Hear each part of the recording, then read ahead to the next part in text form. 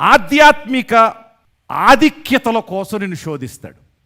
ఘనత గౌరవాల కోసం కొన్నిసార్లు ప్రభువు శోధిస్తాడు. ఒకరోజు అబ్రహాం మంచి స్వింగ్లో ఉన్నాడు. దేవుని దగ్గర మంచి అప్రిషియేషన్ పొంది చాలా సంతోషంగా ఉన్నాడు.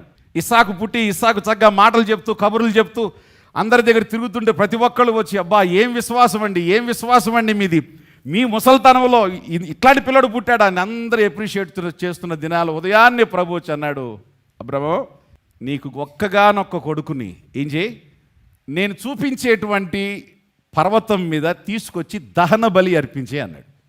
సేవకు అర్పించేయి, పనికి అర్పించేయి, నాజీరు చేసేయి అంటే ఈజీగా ఇంకా బాగుండేదేమో. ఏమన్నాడు? దహన బలి అర్పించేయి. ఎవరితో? నీ చేతులతోనే నువ్వు అర్పించన్నాడు. ప్రభువా చేయటానికి I need at least 10 days because I want to be with my son అని యెఫ్తాలాగా అడగలేదు ఆయన. అక్కడ చక్కగా రాసి ఉంటుంది, తెల్లవారగానే అని ఉంటుంది.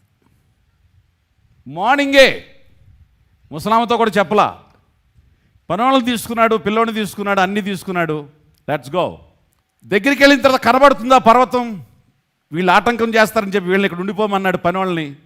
పిల్లోడు ఆయన మాత్రం వెళ్ళారు, కట్టెలు పట్టుకొని నిప్పు పట్టుకుని వెళ్ళారు. పిల్లోడు అడుగుతున్నాడు, నానా కట్టెలున్నాయి, నిప్పు ఉంది, గొర్రె పిల్లేది అన్నాడు. యెహోవాయే చూసుకుంటాడు నాన్న అన్నాడు. పిల్లోడే కట్టెలన్నీ తీసుకొచ్చాడు, ఆల్టర్లాగా పెట్టారు, అన్నీ చేస్తున్నాడు.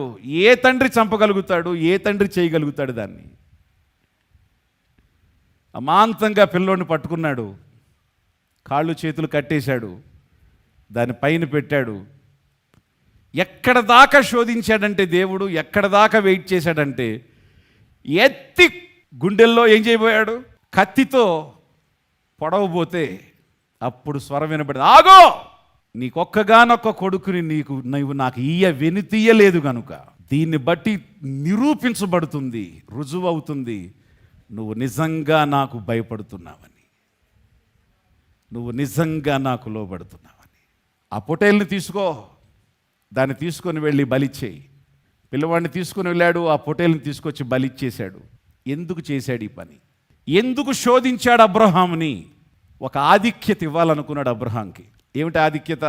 అబ్రహాము తండ్రి అయ్యే యోగం అసలు ఉందా నీకు, నీ మొహానికి? వయసు చూస్తే 85 ఏళ్ళు వచ్చేసింది, ఇంతవరకు కొడుకు లేడు, కూతురు లేదు, ఏమీ లేదు, మీరు ముసలోళ్ళు అయిపోతున్నారు, పెద్ద జనాలకు తండ్రిని చేస్తాడంటే ఇన్ని మళ్ళీ అని చెప్పి రకరకాలుగా మనుషులు అనుకున్నారు. ఈయన చెప్తే కూడా వాళ్ళు హాస్యాస్పదంగా అనుకున్నారు. కానీ ఈయన మాత్రం చెప్పేవాడు ఏమని? జనములకు నన్ను తండ్రిగా చేస్తా. దేవుని ఉద్దేశం ఏంటో తెలుసా? జనాలకు తండ్రిగా చేస్తానని నీతో చెప్పాను, జనాలకు తండ్రి కాదు కనీసం తాతవు కూడా అవ్వు అనే పరిస్థితి వచ్చేసింది. కానీ నేను నిన్ను జనాలకి భూమి మీదే కాదు, రేపు పరలోకంలోకి ఎవడొచ్చినా కూడా నీ దగ్గరకు వచ్చేటప్పుడు ఎలా రావాలి? మిస్టర్ అబ్రహాం అని రాడు ఎవడు. అబ్రహాం దగ్గరికి వచ్చేటప్పుడు తండ్రివైనా వాడు మనవాడు పిలుస్తున్నాడు ఎక్కడి నుంచి?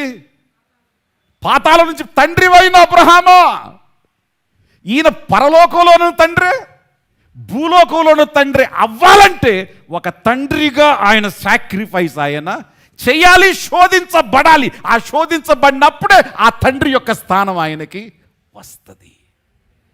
ఆ ఆధిక్యత భూమి మీద పరలోకంలో అనుగ్రహించటం కోసం ఆయన్ని దేవుడు ఏం చేశాడు చెప్పండి?